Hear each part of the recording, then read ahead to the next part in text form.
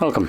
In front of me is a VIVO Y33s, and today I will show you how to format your SD card. So to get started, you want to open up your settings. From here, navigate down to, let's see, I think it's going to be right here, RAM and storage space.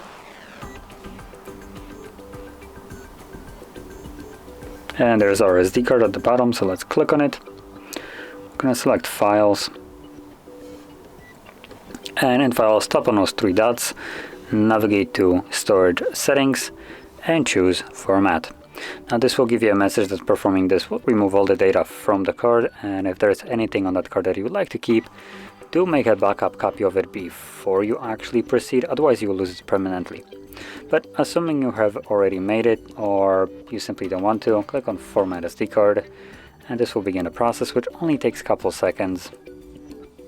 Should be right about done. There we go. Click on Done, and there we go, you're finished.